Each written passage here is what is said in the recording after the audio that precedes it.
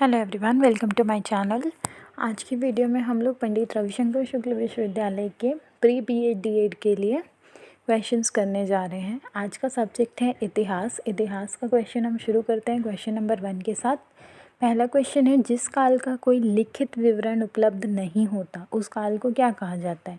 तो जिस काल का कोई लिखित विवरण उपलब्ध नहीं होता उस काल को कहा जाता है प्रागैतिहासिक काल।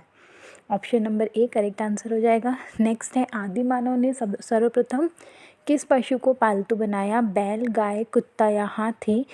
तो आदि मानव ने सर्वप्रथम कुत्ता को पालतू बनाया, तो option number B correct answer हो जाएगा। आधुनिक होमोसेपियंस मानव का उद्भव किस काल में हुआ?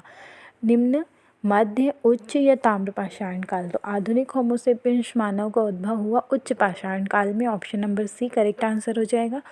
मानव ने आग का प्रयोग किस काल में प्रारंभ किया? मानव ने आग का प्रयोग प्रारंभ किया था नवपाषाण काल में। ऑप्शन नंबर बी जो है हमारा करेक्ट आंसर हो जाएगा, नवपाषाण काल। अगला क्वेश्चन है, मानव ने सर्वप्रथम किस धातु का प्रयोग किया? लोहा, चांदी, तांबा या पीतल? तो इस क्वेश्चन में अक्सर लोग कंफ्यूज हो जाते हैं और लोहा दे देते हैं, बट इसका करेक्ट आंसर है तांबा। सबसे पहले मानव ने तांबे का प्रयोग शुरू किया था। प्रागैतिहासिक काल के अंतर्गत किन संस्कृतियों को रखा जाता है? कांस्य, ताम्र, पाषाण या लौह? तो देखिए, कांस्य मतलब कांसा, कांसा मिश्र धातु है, तो ये तो आपका प्रागैतिहासिक काल मतलब आपका वो काल जिसका लिखित विवरण भी नहीं है, तो ये कांस्य तो नहीं होगा। लौह, हमने क्या पढ़ा था कि सबसे पहले तांबे का हुआ, तो ताम्र काल जो होगा वो पहले होगा, लोहा बाद में आएगा, तो डी भी रॉन्ग हो जाएगा। ताम्र और पाषाण में से कौन सा होगा? तो सबसे पहले पाषाण काल आता है, तो ऑप्शन नंबर सी जो है हमारा करेक्ट आंसर हो जाएगा। तो इस तरीके से हमको ऑप्शंस कट करना भी आना चाहिए, ताकि अगर हमको आंसर नहीं पता है तो एटलीस्ट हमारे पास 50-50 वाला ऑप्शन आ जाए, 1-2 आंसर हमारे पास बचे जहाँ पर हम लोग आंसर फाइंड आउट करें। ठीक है। नेक्स्ट है, मानव द्वारा उपयोग में लाई गई पहली फसल कौन सी थी? चावल, जौ, गेहूँ या ये सभी? तो पहली फसल पूछा गया है, तो पहली फसल जो थी वो थी गेहूँ। ऑप्शन नंबर सी हमारा करेक्ट आंसर है।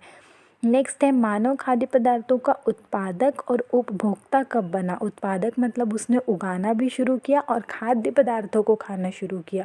ये नहीं, पहले क्या होता था, शिकार करके खाते थे, कंदमूल खाते थे, पर उसके बाद क्या हुआ, वो खुद से खेती करने लगे। तो खेती करना कब शुरू किया था? नवपाषाण काल में। Option number C correct answer हो जाएगा। नेक्स्ट क्वेश्चन है क्वेश्चन नंबर 9, निम्न में से कौन पुरातत्वविद हड़प्पा के उत्खनन से संबंधित है? तो हड़प्पा का उत्खनन, हड़प्पा की खोज की थी सन 1921 में दयाराम साहनी ने, तो option number A correct answer हो जाएगा। और इसके साथ याद रखेंगे 1922 में राखलदास बनर्जी ने खोज की थी मोहनजोदाड़ो की। नेक्स्ट है, सिंधु घाटी सभ्यता मानव इतिहास के किस काल से संबंधित है? प्रागैतिहासिक, आद्य ऐतिहासिक, ऐतिहासिक या इनमें से कोई नहीं? तो प्रागैतिहासिक काल का कोई लिखित विवरण नहीं है, बट सिंधु घाटी सभ्यता का आपको लिखित विवरण मिलता है, भले ही हम उसको पढ़ नहीं सकते पर हमारे पास है। तो प्रागैतिहासिक तो होगा नहीं, ऐतिहासिक क्या है? आद्य ऐतिहासिक इसका करेक्ट आंसर हो जाएगा, option number B. 11 number question है, हड़प्पा के स्थलों में कांस्य नर्तकी की मूर्ति कहाँ से प्राप्त हुई है? तो कांस्य नर्तकी और अन्नागार, ठीक है, ये और स्नानागार, ये तीनों चीज़ें कहाँ मिली है? मोहनजोदाड़ो में। तो ऑप्शन नंबर डी इसका करेक्ट आंसर हो जाएगा। और एक क्वेश्चन आता है कि मृतकों का टीला किसको कहा जाता है? तो मोहनजोदड़ो को कहा जाता है मृतकों का टीला। नेक्स्ट है, निम्न में से कौन सा कथन असत्य है? आपको बताना है कि कौन सा कथन असत्य है। पहला है, कालीबंगा से जूते खेत का साक्ष्य मिला है, तो जूता हुआ खेत कालीबंगा से मिला है, ये सही है। सेकंड है, सिंधु घाटी की लिपि की सूचना मोहरों से प्राप्त होती है, तो सिंधु घाटी से हमको मोहर मिले हैं, ये भी सही है। सुरकोटड़ा से घोड़े के अवशेष मिले हैं, ये भी सही है। तो ए बी सी तीनों सही है। सिंधु घाटी की सभ्यता से गाय अंकित मोहरें सबसे कम संख्या में प्राप्त हुई है, तो ये जो है गलत है, गाय अंकित मोहरें भी हमको प्राप्त हुई है। नेक्स्ट है, प्रसिद्ध पशुपति की मुहर कहाँ से मिली है? तो पशुपति की मुहर 4 ऑप्शन दिया, हड़प्पा, लोथल, मोहनजोदड़ो या रंगपुर। तो पशुपति की मुहर जो मिली है मोहनजोदड़ो से मिली है। अगर सिंधु घाटी की सभ्यता से क्वेश्चन आता है और आपको आंसर नहीं पता है, तो बहुत सारी चीज़ें जो है हमको मोहनजोदड़ो से प्राप्त हुई है, इसलिए उसका आंसर ऑप्शन नंबर सी है। नेक्स्ट है सिंधु सभ्यता में गोदीवाड़ा का साक्ष्य कहाँ से मिला है? तो गोदीवाड़ा का साक्ष्य मिला है लोथल से। ऑप्शन नंबर डी करेक्ट हो जाएगा। सिंधु घाटी सभ्यता में विशाल अन्नागार कहाँ से प्राप्त हुआ है? तो मैंने पिछले क्वेश्चन में बताया था, अन्नागार स्नानागार ये दोनों हमको मोहनजोदड़ो में मिले हैं। ऑप्शन नंबर बी हो जाएगा। अब 16 देखिए क्या दिया है, कौन सा कथन असत्य है? हड़प्पा सिंधु नदी के किनारे, मोहनजोदड़ो सिंधु नदी के किनारे, कालीबंगा घग्गर नदी के किनारे, आलमगीरपुर हिंडन नदी के किनारे। तो हड़प्पा जो है ये पाकिस्तान में है, जो कि रावी नदी के किनारे है। तो ऑप्शन नंबर ए जो है वो रॉन्ग हो जाएगा। बाकी मोहनजोदड़ो सिंधु नदी, कालीबंगा घग्गर नदी और आलमगीरपुर हिंडन नदी सही है। तो ये आपने याद भी रखना है कि ये लोग को अगर पूछ देगा कौन सी नदी के किनारे, तो हम बता पाएँ। नेक्स्ट है 17 नंबर, सिंधु सभ्यता की सर्वमान्य तिथि क्या है? तो सर्वमान्य तिथि जो है सिंधु सभ्यता की वो है 2500 से 1750 ईसा पूर्व। ऑप्शन नंबर बी जो होगा हमारा करेक्ट आंसर हो जाएगा। नेक्स्ट क्वेश्चन है, भारत में मूर्ति पूजा का आरंभ माना जाता है। मूर्ति पूजा का आरंभ कब से माना जाता है? सिंधु सभ्यता, वैदिक सभ्यता, मौर्य काल या गुप्त काल? तो मूर्ति पूजा का आरंभ भारत में माना जाता है गुप्त काल से। तो option number D correct answer हो जाएगा। ऋग वैदिक आर्य किसकी पूजा करते थे? ऋग वैदिक काल के जो आर्य होते थे वो किसकी पूजा करते थे? वो पूजा करते थे प्रकृति की। तो option number A correct answer. आर्य भारत में सबसे पहले कहाँ बसे? आर्य भारत में जो सबसे पहले बसे थे वो थे सप्त सिंधु प्रदेश। Option number A correct answer हो जाएगा। नेक्स्ट है, आर्यों का मूल निवास था। तो आर्य जो आए थे वो मध्य एशिया से आए थे। ठीक है, तो आर्यों का मूल निवास कहाँ था? Asia Minor. Option number B. Gayatri mantra किससे संबंधित है? तो गायत्री मंत्र जो है वो ऋग्वेद से संबंधित है। ऋग्वेद के 10वें मंडल से गायत्री मंत्र लिया गया है, ये भी हमको पूछा जाता है। नेक्स्ट है सत्यमेव जयते उक्ति। सत्यमेव जयते याद रखना है कि ये मुंडकोपनिषद से ली गई है। ऑप्शन नंबर बी हमारा करेक्ट आंसर है।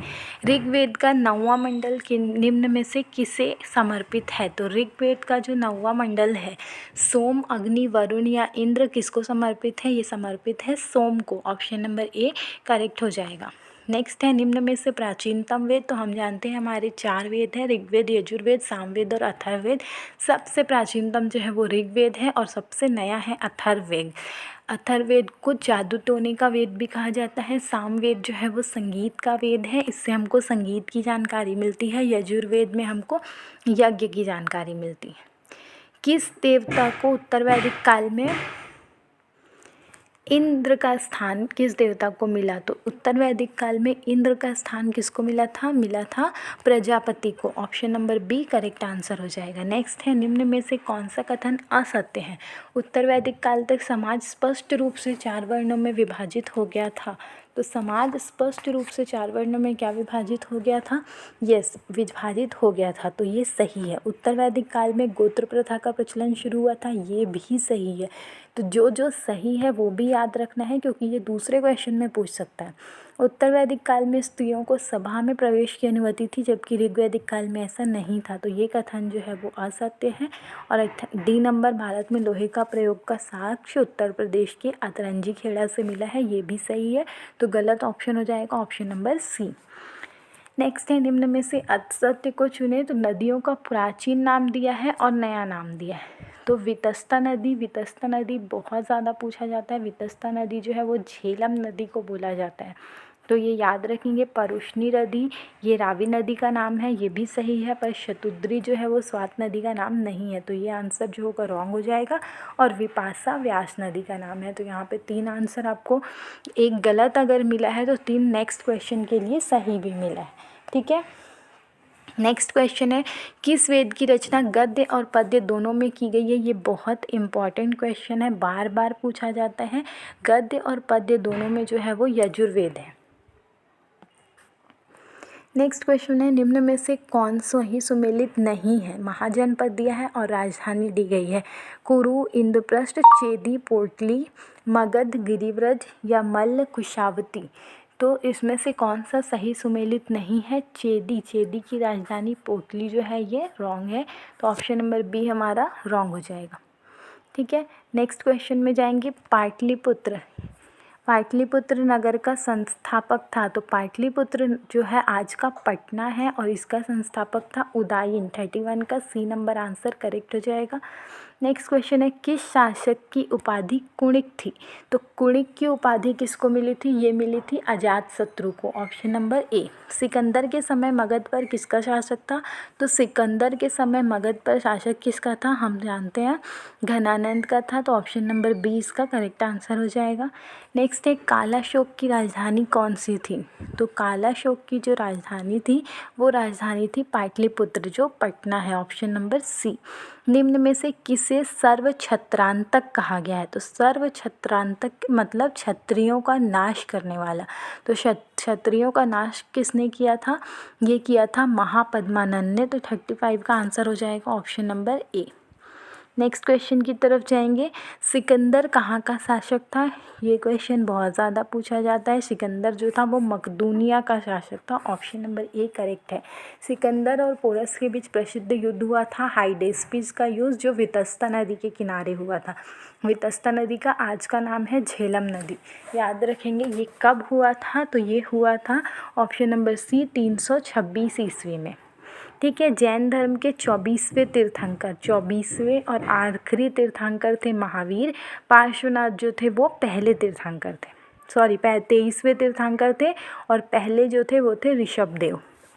नेक्स्ट है, महावीर ने जैन धर्म में पूर्व से प्रतिपादित 4 महाव्रतों में कौन सा 5वां महाव्रत जोड़ा?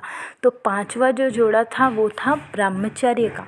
तो option number C correct answer हो जाएगा। एक और क्वेश्चन पूछता है अस्तेय। अस्तेय का मतलब होता है चोरी नहीं करना, और ये 23वें तीर्थंकर ने पार्श्वनाथ ने जोड़ा था। नेक्स्ट है, जैन धर्म में त्रिरत्न हैं, कौन कौन से हैं? सम्यक दर्शन, सम्यक ज्ञान, सम्यक आचरण या ये सभी? तो ये तीनों जो है ये जैन धर्म के त्रिरत्न हैं।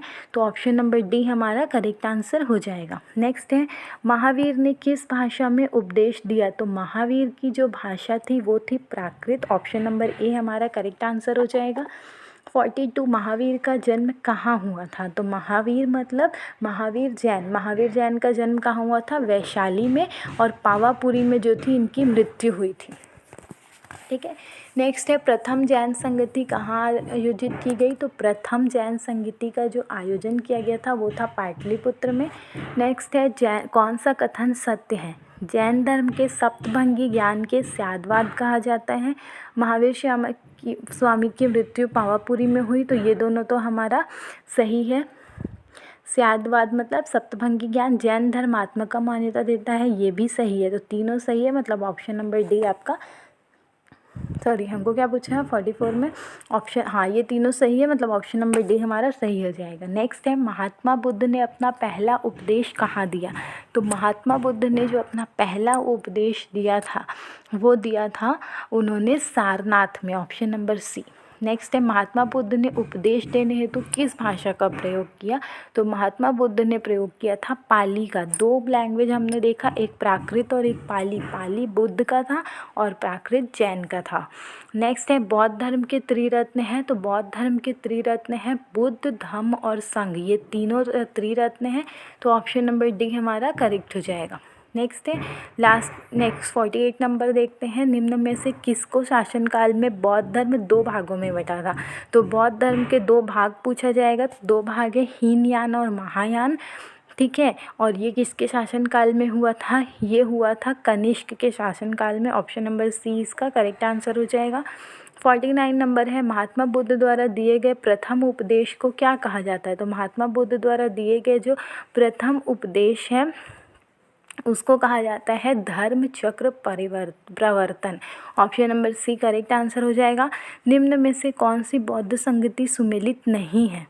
प्रथम अजातशत्रु सही है, दूसरी कालाशोक सही है, तीसरी अशोक सही है, पर चौथी जो दिया है हर्षवर्धन, वो हर्षवर्धन नहीं था, कनिष्क था, और कनिष्क का चौथा था। और इसी में जो बौद्ध धर्म था वो 2 भागों में बटा था, हीनयान और महायान। तो 50 का आंसर हो जाएगा ऑप्शन नंबर डी। तो ये थे हमारे आज के 50 क्वेश्चन। आई होप ये क्वेश्चंस आपको अच्छे लगेंगे और ये क्वेश्चंस आप अपने एग्ज़ाम्स के लिए अच्छे से प्रिपेयर करेंगे। नेक्स्ट क्वेश्चन की वीडियो हम नेक्स्ट क्लास में लेके आएंगे। तो वीडियोस देखने के लिए आप हमारे चैनल को सब्सक्राइब कीजिए। अगर आपको वीडियो पसंद आता है so you can like it and अगर आपको कोई भी क्वेरी और सजेशन है so you can write in the comment section. Thank you everyone, have a nice day.